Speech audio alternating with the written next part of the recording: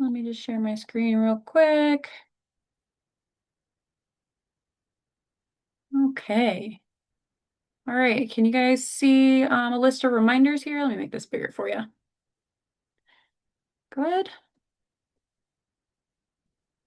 Oh, Jen, you're on mute if you're We chatting. we can see it. Okay. Awesome. All right. So before we jump into these reminders, just a couple of things. Again, my name is Ashley Ray. I'm one of our volunteer coordinators. I also have Jennifer Rosen, one of our volunteer or our volunteer manager, not one of our volunteer managers. On this call, we will be joining you at the Warrendale event on Saturday, the 25th. Thank you all for joining us at this event. This is our kickoff to our big One Health offsite clinics for 2026. So we really appreciate you guys joining us and helping us start this season off strong. Got a great group of volunteers joining and helping out, some returning people, some newbies, and I absolutely love to see that, getting their feet wet and trying something new. So that's awesome, and I hope they love it. So at this event, we're going to be going through some changes that are going to be coming across at this event, some things that we're trying out to kind of streamline the process, hopefully a little bit. It's going to maybe be a little bumpy because it's the first time we've been trying this new process, but we'll walk through that with you guys and provide as much information as we possibly can within the next week. So look out for emails and some things that'll be helping keep you ready to go once we get to that event. So like I mentioned, please put anything, questions in the chat as we go along. Jen will be looking at those for me as I talk, so she can help you out if you have questions. But this event is on April 25th. It's a Saturday, and our general volunteer arrival time is at 9 a.m. We like to do a huddle with our volunteers before we get started. This is a big area. I'll have you guys look at the map in just a few moments, but it is a big area. So we like to make sure that we put you where you're going to be working, get you familiar with your leads or your staff members or whoever that you're going to be supported by in those areas. Make sure you have a chance to kind of chat with them, get to know the steps that you're going to take before we actually start the event, which starts at 10 o'clock for people coming in.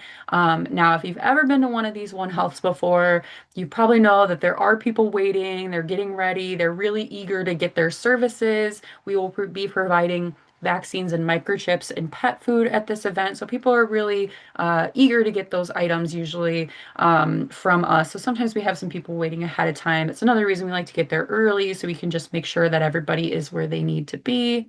I do have a couple volunteers helping out with setup this time around. Thank you to those volunteers who are coming and helping our support services team set up things like tents and food, and all that, lovely stuff that we need to have ready for the day. You guys are arriving at 8 a.m., which is when most of our staff is going to be there too. So thank you for that. If you have any separate questions regarding arrival for that or helping out, please feel free to reach out to me, and I'll get you figured out.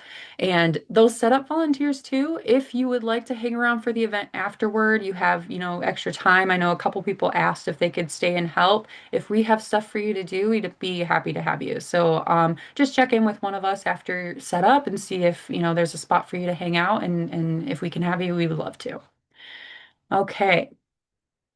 So, a couple more just little housekeeping things before we look at the map. Volunteer breaks. You definitely will get breaks. If you need breaks, please let us know. In each of your areas, we do have leads as well as myself and Jen moving around. So please don't feel like you have to wait till someone asks you if you have to go to the bathroom or anything like that. Just let someone know. We have extra volunteers hanging around. So if we need to fill your spot, we'll have someone step in for you. So please just we don't have to act like little kids in a classroom. Just let someone know that you got to go, and we'll take over for you. So please do that. We also typically have food on site for lunch.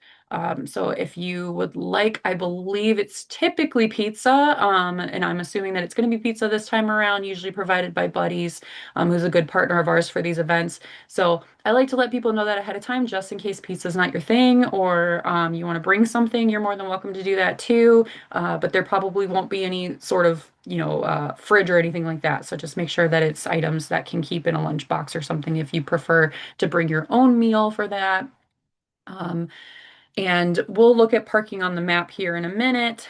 We are going to huddle at our welcome tent, which again will be on the map for you guys to see, and I'll point that out.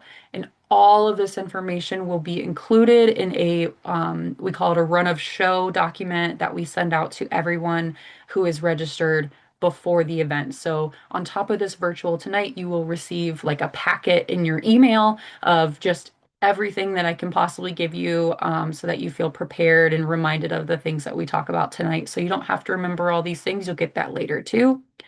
It is mostly outdoors for this event. The services for the guests are inside the building. So they'll be, doing the vaccines and microchipping inside a building, but the rest of us will probably be outside. We will have a few tents scattered around where we're working, but I always recommend dressing for the weather. So we're kind of in that middle area right now where it could be kind of warm, could be kind of cold, not quite sure. So make sure that you dress in layers, usually is what I suggest. If you want to wear a baseball hat, kind of block out any sunglasses, those kind of things. Just make sure that you come prepared with that. And long durable pants because we will be around animals. So just in case they jump up on you, I recommend jeans, and comfortable closed-toed shoes because it will be moving around quite a bit, especially if you're in a pooch patrol position supporting people around. So we also do bring sunscreen and bug spray, but if you want to bring your own, please do. And I also recommend bringing water bottle. We do typically bring water in a cooler for volunteers and staff, but if you want to bring a water bottle, that just keeps you from having to go get it wherever it's being kept, so you can keep that with you in the space that you're working. Okay, that's a lot of information. Like I said, don't have to remember it all right now, but please, if you have any questions, feel free to throw those in the chat. And I will go ahead and move to our map. Okay, I would love for this little Zoom bar to go away. There we go. Okay. All right. So try to clean this up as best as possible for you guys so it makes some sense. You will also get this map with your run of show. So don't worry, you'll have this so you can see kind of where everything is and where to meet with us. So parking, I'm going to start with parking. This big parking lot is for guests. We're going to try and leave that for guests as best as we can. And volunteers and staff usually park along Granville Avenue on the street here. It's a nice, quiet street area. The street up toward the top here is a little busier, but these side streets are nice and quiet. So there's lots of room for parking along this road. Um, Guests also kind of overflow into this Westwood Street area a lot of times. So ideally, if we can park over on Granville, that'd be great. And like I said, guests in this area, they'll enter through the bottom here and park into this area. And it's quite a big space, so it does, do pretty well for us to not be too overflowing, but it is nice for us to have that Westwood open just in case. And we close this other one that you see right here, this smaller lot. We close this off so people can't come in because that's actually where our vendors will be set up. So it looks like there's extra parking up there, but there's usually not. We have all those tents and tables for our vendors that come and support us at this event. Oh, got somebody coming in the room. One second. Here we go. Right. So the next thing I'm going to do for you guys is I'm just going to kind of walk through what it would look like for a guest to come in this process so that you can see kind of from start to finish what their walkthrough looks like. The change that we're implementing for this event and that we're testing out is we did offer pre-registration for guests for this. So typically we've only had walk-ups to this event, to any of our One Health events, but we are trying a new program called HQ that we use at the shelters to see if we can get some people in ahead of time, get those people taken care of with less paperwork. They can do it all online from home. They can upload their vaccine records. So the hope is that we can get that kind of rolling for these One Health events to make things a little bit easier on people than having to sit and wait outside all day. I anticipate it'll be a little bumpy. This is the first time that we've used it for an event this scale. However, this location specifically, because we have hookup to electric and printer abilities and things like that. If we run into any snags, this has been a nice location for us to start that with, just in case. It's also usually one of our kind of smaller events because it's the start of the year. Not everybody's ready to kind of take their dogs out and do this kind of stuff just yet. So we're hoping that this will be a nice pilot location.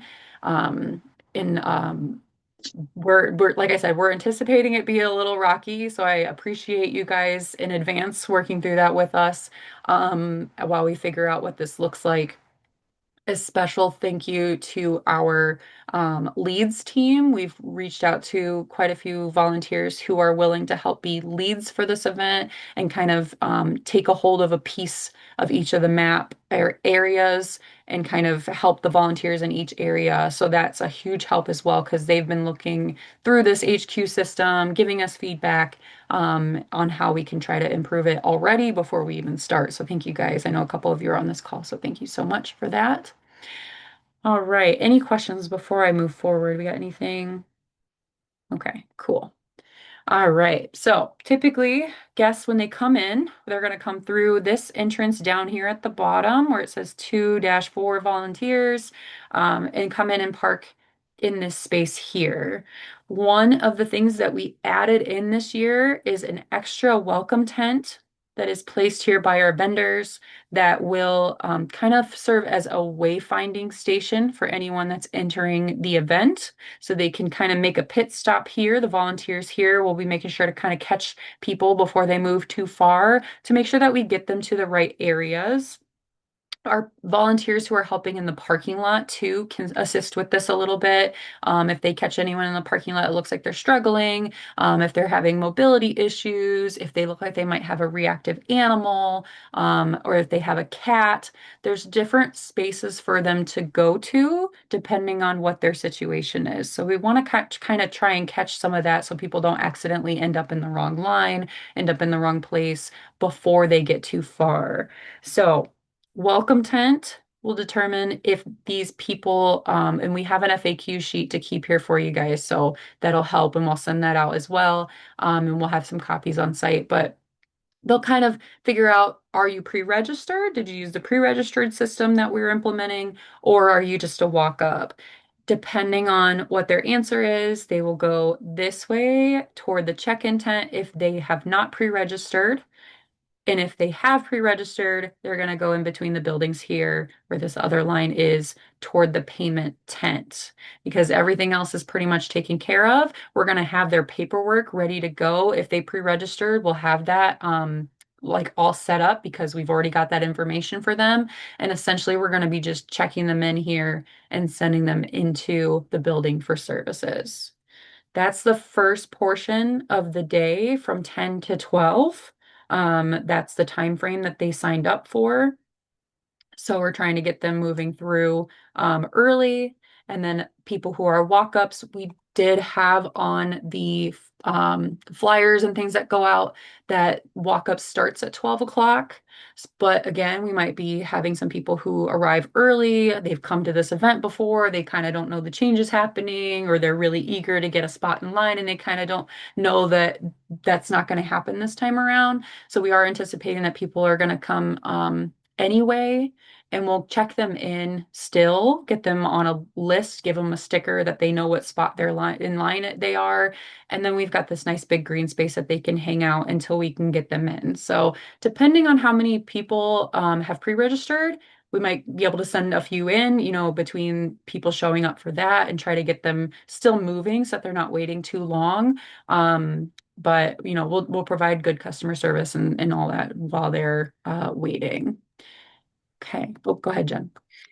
I was just going to add in that I think one of the things that we expect it to be a little bit bumpy is since it's the first time that we're implementing pre-registered, we don't know how quickly we'll be able to move through that line yet. In theory, it should go really quickly because they've paid. We've discussed everything with them in advance so they know exactly what services they're getting. We're literally just checking them in on a tablet and sending them inside the building so they can get their shots and their microchip for their animal.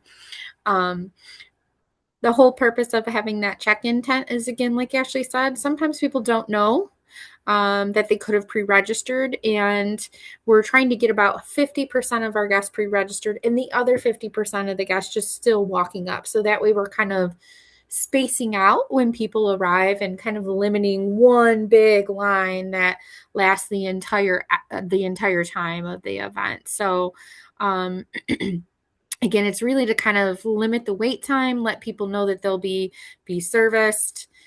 But I think a lot of the stuff is just going to be answering questions and helping people know that we'll get to them and we're going to see their animals as quickly as possible. I think that's going to be the big concern. And something that we've added in near the check-in tent or where the folks are waiting that aren't registered yet, they're more of the walk-ups, is in that grassy area there where you see the aerials kind of moving. We're planning on having seats there. So anybody that arrives early that isn't a pre-registered person, once they check in at that check-in tent, they can just sit and be and rest. They don't have to stand in line. We won't actually start queuing them up in line until we're ready to move them on through to the payment tent. So just wanted to put that in there. Thank you. Yeah. Like I mentioned, we kind of are anticipating a lot of things, but we don't quite know what this is going to look like. We could fly through the pre-registered line and then start servicing people right away, or people could trickle in with that, and we might have some gaps where we go, okay, no one's showing up for the pre-registered. Let's get a couple people moving along from the other line. It's going to be kind of just a go with the flow and pivot wherever we need to kind of aspect for the day. So I just like to kind of put that out there ahead of time because if you've been to one of these events, you're probably used to it being like right from the get-go. It's like move, move, move, move, move. So this time there could be some like downtime depending on what area you're in. At the beginning, if people don't show up for that normal walk-up checkup check-in line, we could be kind of hanging around just a little bit. So I just like to kind of give you guys a little, you know, I don't want to call it a warning because it's not like scary, but just a heads up of what it could be look a little bit different this time around depending on what we get. And this will be a good way for us to figure out how the next one should go, depending on what it looks like this time around. So those are the two main lines that we are going to be sending people from this kind of wayfinding welcome tent. The other areas, if you're unfamiliar, are down here where this star is, in these other spaces. So we have a reactive tent. There are specific volunteers who signed up for this area. These are for dogs that might not handle this location and all these people and all these other animals very well. Again, our parking lot people can help catch those people if they're concerned, as well as the welcome tent people. They can ask questions of, hey, how's your dog gonna, you feel like your dog's okay in this type of environment. Some people don't know until they get there, how their animal's gonna react. So we do have behavior team members walking around. We do have our leads that are in the leash support areas are, used to looking at dog behavior and can help point those out if we're concerned about anybody. If you are concerned about any animals, we're not going to just tell them to go over to the reactive tent, but you can definitely grab one of your leads or me or Jen or a staff member and point out, hey, this dog's looking like they're having a hard time. And we'll make that decision moving forward if they should move to the reactive tent or maybe just move out of line for a little while.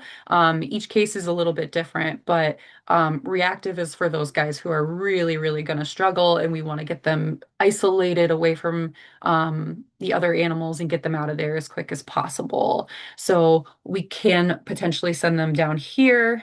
And then the other area that's got this little B2, that is for Banfield. If you hear us say the Banfield van, you guys will see what that looks like. I should have a picture on here so you can see. But it is just our white van. It's got a big like dog on the side of it. It was given to us from Banfield to provide services inside the van. So there's like a little veterinary office inside the van, and that's where we send cats. So any cats that show up to the event go to the Banfield van. Um, because it's inside the van. It's nice and secure. If any of the animals get away from us, if a cat launches away from us, they can't go anywhere except inside the van. So it's a nice, safe place for them to get their services. So technically, there's four different kind of ways that people can move throughout this event. And we'll have leads and people working in those areas to support the volunteers throughout. So it sounds super complicated, but once you get there and you kind of get your bearings and you get a look around, you get a better understanding of where things are. Um, it gets easier. So, and like I said, we will have an FAQ sheet sent to everybody so that you guys have that information in your heads ahead of time. If somebody comes up to you with a question you're not familiar with, we'll have those scattered around like the tents as well, so you can refer to those if needed or reach out to one of us for help. Okay. All right. So once they move through wherever their line sends them, and they make their way through their check-in, through their payment tent, they go into this building here. It's a big gymnasium space, which is great. We've got usually three stations set up to move through the animals, vaccines and microchipping with our veterinary team that's on site. So we move them pretty quickly. This isn't one of the locations that we try to have big, one-on-one conversations. Of course, our team is fantastic and they try to give as much information about maybe some other medical questions that guests have, but we can't do like a full body analysis like we typically do at the pop-ups. We're trying to move this a little bit faster, so it does move pretty quick for people to get through this line. And then they head outside of the building where it says 2V right here. And then they can check out those vendors as well as this F2 is our pet food pantry. Where volunteers can help bring food to people's vehicles if they need it. We usually bring a wagon, so they can typically, it changes a little bit sometimes, but typically they can have one bag of dog food, one thing of cat food, and take those home with them so that they can have some supplies for their animals. And sometimes we have other goodies depending on what's been donated for them to take home as well. And then they get back in their vehicle and head home with their nice, healthy animal and all their goodies that they got. And that's kind of their cycle that they move through. Any questions, Jen, that were in the chat that we should pull out at all? We certainly can answer them out loud. I did answer them in the chat too, but just to make sure we're all on the same page. Melanie Dean asked, will there be anyone waiting in their cars that have reactive animals? And I said, that's a good question. It's certainly possible. Sometimes it really just depends how busy the reactive area is and how many people we need to serve and how hard of a time the dog is having. So our behavior team staff, usually we have 2 to 3 of them working. They are kind of the ones that are pulling people as they're on their way to the wayfinding tent or the welcome tent, or as they're coming out of their cars. They're scanning that area constantly and looking for dogs that are struggling and trying to catch them and bring them this way right away so they don't go into the regular, I'm going to say air quote, regular population of dogs. We're trying to separate them out as soon as possible so we can prevent any like little dog scuffles or anyone getting hurt. So any volunteers working in that area, your job is not necessarily to pull guests and dogs to that area. But if you notice someone that hasn't been caught, you would grab one of the behavior team members and say, hey, I see a dog getting out of their car right now over there. Looks like that owner is having a really hard time controlling them on a leash. Then our behavior team staff member will go over, they'll assess the situation, and then get them over to the reactive area line if they need to. And if the dog is really struggling, that's where we usually kind of cone off a couple of spaces so people can go park there. Or just wait in their car, and then again we'll call them up, or we usually write down something, a little descriptor, so we know how to go find them, like what their make and model and their color of their car is. So really great question, Melanie. Day of, we'll hook you up with your support people, anybody who's working in that reactive area, and you'll know exactly what those staff members want to do with their exact plan for the day. And sometimes we do have to pivot. So I don't want to say yes 100% when we're going to be trying to enter people in the reactive area into a tablet for HQ as well. So we're trying to go paper free. I think that's one of the big changes. But we have 6 tablets that we're trying to share between multiple spaces in the event. So most of those will be in the pre-registered area and the reactive area at the beginning of the event. But depending on how busy we are or what the population is looking like, we need to move those things around. So that's why we're asking, be flexible with us. There probably is going to be a little bit of pivoting because we're going to see how this process is going to incorporate with the old process that we used. So just want to put that out there as well. But great question. Melanie, does that answer your question? And do you have anything else about the reactive area as we're talking through that?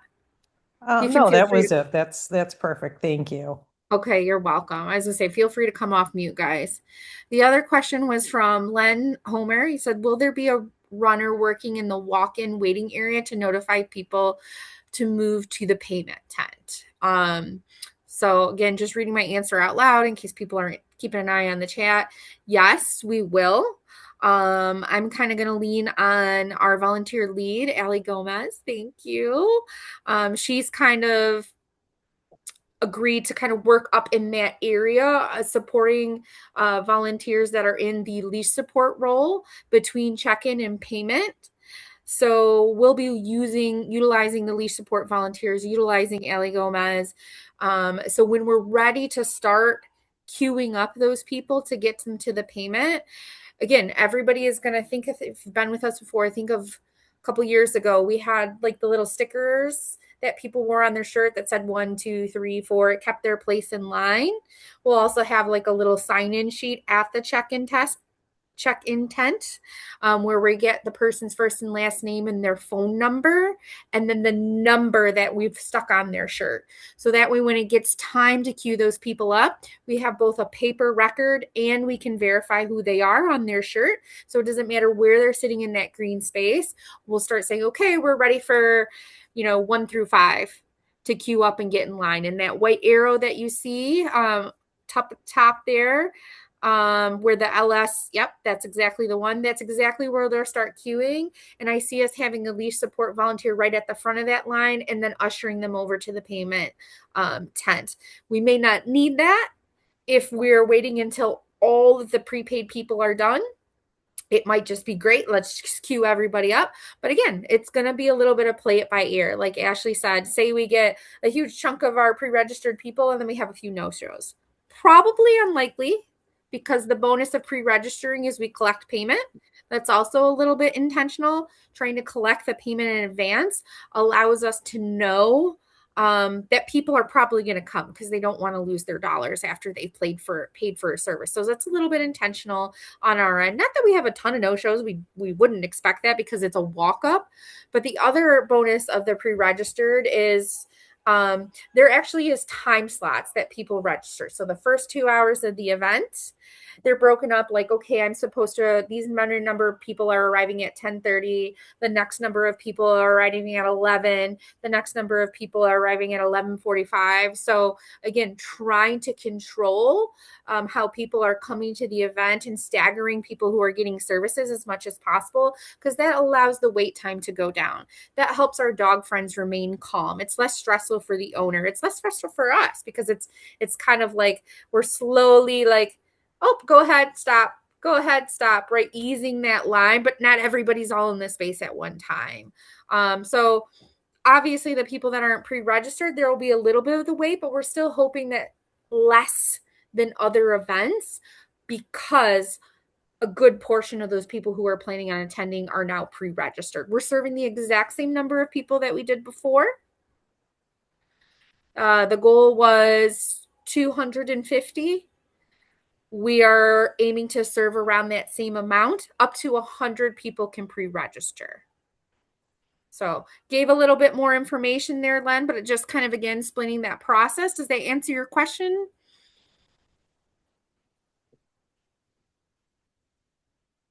Len, I can't see you, so you either have to come off mute. Oh, I see you laughing now. Thumbs up if I answered your question. He's wiping his eye. I'm going to consider that a yes. Any other questions about flow, or if you've been at this event before? Maybe you're new and you're like, what the heck is pre-registered mean? Come off now. You can come off mute. No. Okay. Um, Ashley, I don't know. What do you have next for us? Yeah, so that's the overall general map. Um, And then I was going to just kind of give you guys an overview of what these position expectations are. I know that they are in the description and you probably looked at that before you signed up, but we've got all these letters floating around and things. And if you're not familiar with what they are, I'd like to point them out to anybody who's new and kind of give you an idea of what those roles are. Next week, we will send out a list of where we're hoping to place each person so that you kind of have an idea of where you're at. If for any reason you don't think that role is a good fit for you, please just let me know. We'll see about moving some people around. But a couple of these things that you're going to see floating around here. LS in with the number, whichever number it is, looks like all of these are two, but LS is leash support. So sometimes this goes by other names depending on what type of event you're at. You could hear people say leash support or pooch patrol, but generally they're the same. You're just looking for people who might need assistance with their animals, keeping an eye out if they have six little dogs and they're all getting tangled. Maybe they need an extra hand. If they're holding a cat carrier and a dog leash and they're kind of having a hard time with that, just offering, can I hold that for you while you fill out your form or while they, take your payment or whatever is going on. So we've got them scattered kind of throughout. This is our minimum requirement for this event. So there may be more than it actually says, depending on how many people have signed up. So I just like to put that out there too, that this is what our ideal is to have like this two, this two, this two. But there may be more than that. Or, just this is like to function at this event, this is what we would like. So leash support is one of those. If you look at the tents where it says welcome tent, check-in tent, payment tent, they each have a little number. Same thing. This is how many we would like to have at these spaces. So we'll place people there at our welcome tent. Like we said, they're wayfinding, helping people get to where they need to go, maybe answering some questions. We'll have those FAQs for you. Then once they move to the check-in tent, that's where we're going to get them in the kind of the wait list of putting their names down, making sure that we have their phone number, giving them their sticker, just making sure that they're in the space that they need to be and not accidentally waiting in the incorrect line for too long or anything like that. Just making sure that we're still answering those questions for people. As they move up the line, we've got another leash support, just kind of floating around that area, checking on people. If it's a hot day, it might not be at this one, but we have had some hot ones, checking and making sure that people are okay in that sense, if their animals are okay. Probably filling little water dishes that we have out, just usually like little cups with jugs that we carry around and making sure that animals have water while they're waiting in line. Then once they move to that payment tent, we've got about 6 volunteers that we'd like to have there, as well as staff, because there is a money handling aspect to that potentially for anyone who might be paying in cash for something. So they'll handle that portion, but volunteers at this payment tent will help with the check-in. If they're pre-registered, they're going straight to that line. So making sure we have their paperwork for them and double checking it with them and just making sure everything's okay. And then moving them through, there's leash support there too, in case people need to make any changes or something to their information and we can help hold their animals for them. And then they move into the building, like we said, for services, and we have additional leash support in there to kind of help in the space. It is nice and big and spread out, but just in case we have any dogs that don't want to be too close to each other or something, they can help with that. And then moving out, we have 2 volunteers kind of hanging around in this vendor space in case, again, if people need help with their leashes or people need help knowing where they need to go. Could be a little disorienting depending on how they've moved through here and not knowing where they need to go after they get out of the building. So helping direct them to that, reminding them that they can pick up food from us. That's right here on their way to their car. if they need help with walking their animal or something in the food and all that at the same time, or say they got a bunch of light bulbs from one of our partners that's giving out free stuff and they're trying to hold everything, these volunteers in this space can help assist with that and get them back to their cars. So these guys and the food people, you guys are welcome to help kind of in this area. We will also have members of our community solutions team typically here with the food, so they can answer some questions if people need additional help with services outside of this event. So if you do have people that ask you questions about, can you help me surrender my animal, or can you, I'm struggling with this and I need some support. We have those people on site that can talk to them, so we can direct them toward the pet food tent to get some information from them as well. And then down here, like we said, we have our reactive tent. 5 volunteers in here, as well as our people who are helping with traffic control coming into the parking lot space. I started to put a star on here to let them know that you and I were here, Jen, where you're stationed, but there's not a second star. I don't know what happened to my star. But this is Jen. She's going to be in this area. So she's kind of help with the second bottom half of the event. And then I will be up here toward the top half of the event. So if you're kind of working in this space, you'll have me. If you're working in this space, you'll have Jen. So our leads will also have walkie-talkies so that they can communicate with us as well if there comes across anything that the leads are stuck on and they can't assist you directly, they can call for one of us and get some help. But hopefully by having us kind of stationed in those areas, you won't have to look too far to get our assistance for anything. And then the Banfield van, like we mentioned, 2 volunteers hanging out over here, helping check in those cats. If anybody has a cat, like I said, they go directly to the Banfield van, and they also bring whatever other animals they have. So they could have a cat and a dog.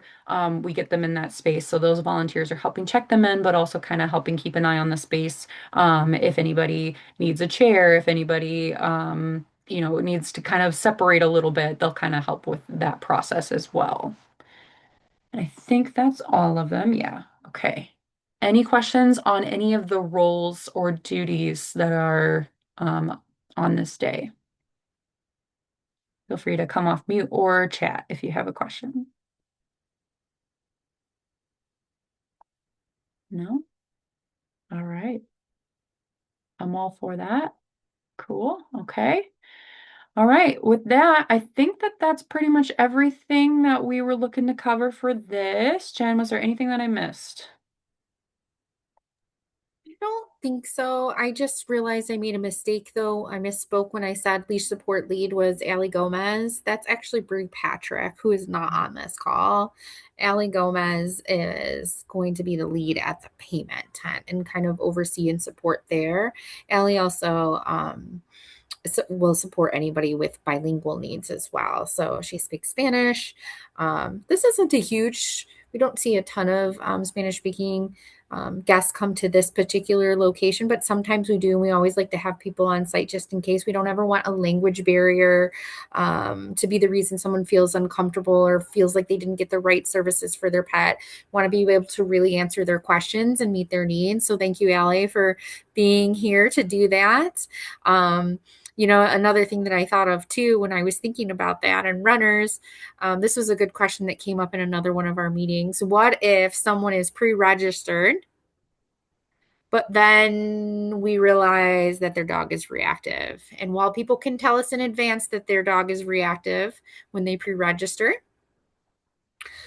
sometimes people don't know how their dog is going to do until they're in an environment like this.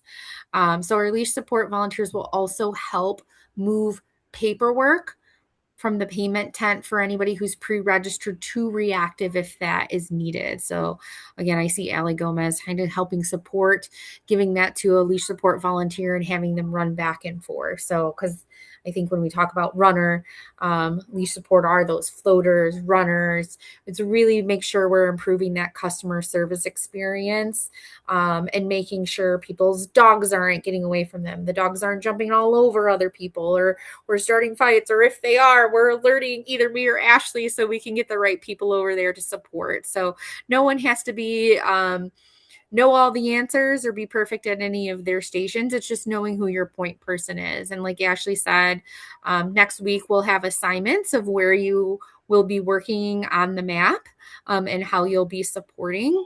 And then you'll have a point person that's helping in that area. And then how Ashley and I will be working, we'll be supporting our lead volunteers in that particular area. So Ashley Ray is going to be supporting Bree, and you, Allie. Len, I know you're going to be at the check-in as well, or at the welcome tent, one of those two. So same thing, Ashley will be supporting you as well while you're supporting the group of volunteers that works there. I'll be down on the bottom half of the map supporting anybody who's working in parking, anybody who's supporting and answering questions, doing lead support around the Banfield van, and any of our volunteers working in the reactive area. I don't think we have a volunteer lead at this time for this particular event in that space. So I'll be working pretty closely with the behavior team. So if there are any volunteers in reactive, I'm your gal. And again, we're not quite sure what to expect as far as using HQ with that. So we're just going to be flexible. If something's not working, you tap me on the shoulder, we'll figure it out. We will have backup plans in case tech fails, because, sometimes tech doesn't like to work, and that's okay. So we'll have paperwork just in case we need it, so we can go back to our old method. So if anybody has been with us before and you're like, oh my gosh, don't worry, we'll bring all the supplies so we know how to do what we do well already. But we really want to give it a go as much as possible with trying to be paper free and using HQ. Even the people who aren't pre-registered will still get entered into the system because it allows us to email out records afterwards.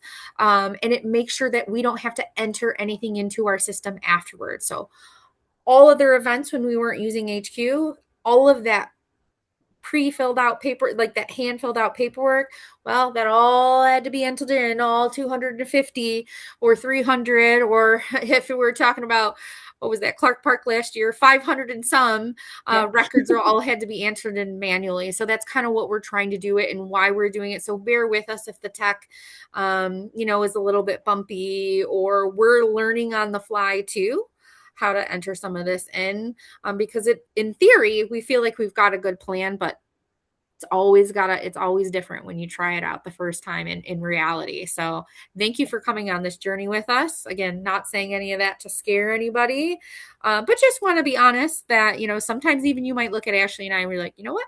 Hold on a second. Let me go find the expert. And we will have 2 staff members on site. One that's going to probably hang in the reactive area, and one that's going to hang at the payment tent, that are our experts in HQ. So again, it's okay that no volunteers are experts, and we're going to be learning a little bit on the fly because we will have support people on site. So you don't have to be an expert at the system. Thank you for that, Jen. Let's see, Len just asked to if there's any IT support. So yes, so what Jen just mentioned, we've got 2 people who are well versed in this. Jen, do we have specific IT? Did they verify that we had like a specific member of our IT team coming? I can't remember if the answer to that is yes, but it has been talked about. I think we might be having someone on site because we are going to have a printing station for anybody that needs records right away. Obviously, we're going to try to email as many out, but if people want to get licensings or things like that, we want them to be able to have access to their rabies certificate right away. Either way, even if we don't have someone specifically for the printer station, and again, the tablets aren't working, it doesn't matter. We will have backup paperwork that we can always fall back on if the tech isn't working the way that it should. So the 2 people who understand the software really well will be on site, and they have been working with our IT department to make sure we have hotspots and all that kind of thing. And again, this location has a building which would potentially allow us to connect to Wi-Fi, so we don't have to worry about hotspots. So there's a lot of things going on behind the scenes to try to help this be as smooth as possible. But great question, Len. Yeah. Okay. All right. Any other questions before we wrap it up here for you guys? So Richard asked a question. So are we going to have a list with volunteer assignments already assigned, and this will come in an email? Question mark. Yes, yes. So typically we like to have that already ready for you guys for this virtual. However, we did have to do this a little early because we have so many evening events next week. Typically we like to have it like 2 or 3 days before the event, so everything's pretty wrapped up for you guys. But just for timing for this one, it's a little early. So we're still working on that list right now. And like I said, if you receive that list and you're like, this is not what I was like, I can't do this role or something like that, please just let us know, so that we can make sure that we move people around into the proper roles. I will say, a couple people have done some of them before, and so making sure that they know what they're doing is nice. They've already kind of got it down pat.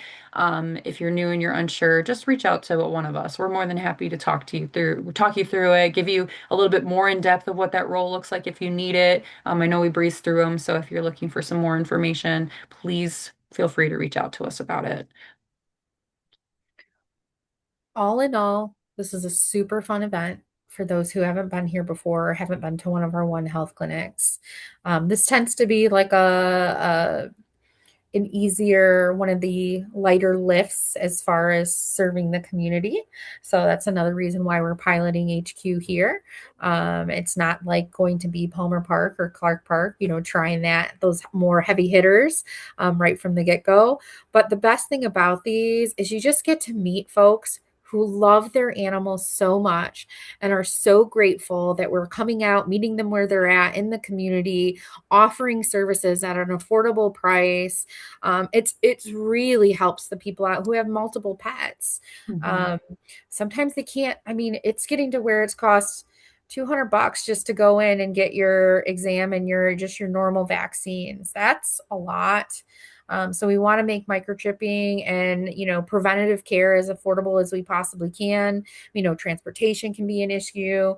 Maybe I can't drive from here to the Detroit or to the Westland shelter. So getting out in the community is important to us as an organization. We want to go to them instead of always making them come to us. We want to make sure it's affordable. There's nothing wrong with having multiple pets. Sometimes people's animals get out and they have an accidental litter. Of course, we don't want that to happen, but sometimes it just happens. So one of my favorite things about this location is last year that I remember we had someone come, same they had an accidental litter. Um, a dog actually got into their yard and did the deed with their dog. And so now they had a litter of puppies unexpectedly.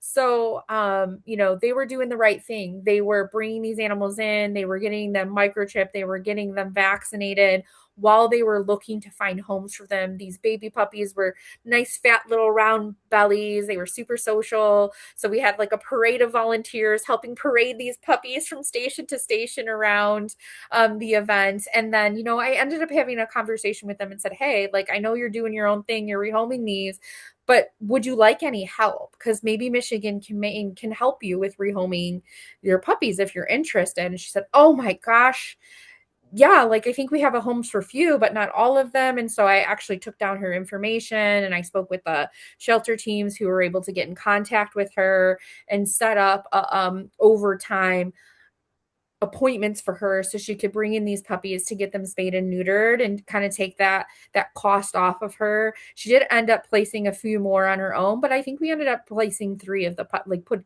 bringing them in care and getting them up for adoption and adopted through Michigan Humane. So it's really a place for us to connect with community members, support them. This is a judgment-free zone. We're here to support, we're here to learn, we're here to have conversations. People are here because they love their pets dearly and they want to do the right thing for them. And so we're here to kind of help support and facilitate that, and bring resources to them. Even if we can't get it on that date, tag me, tag Ashley in. Is there something else that we can do to make sure that they're getting the help that they need?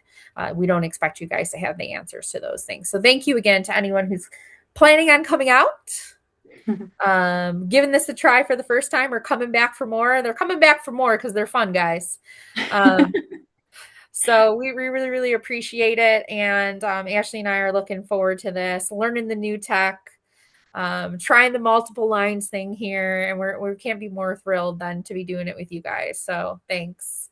Yes, thank you all so much. Can't thank you enough. Hopefully it's a lovely, beautiful day and you get to just chat with a lot of people and hold some puppies and just have a good time. I feel like I almost always get a hold of puppies, so they're all over the place. Oh, we got a couple. Oh, do I have a new one?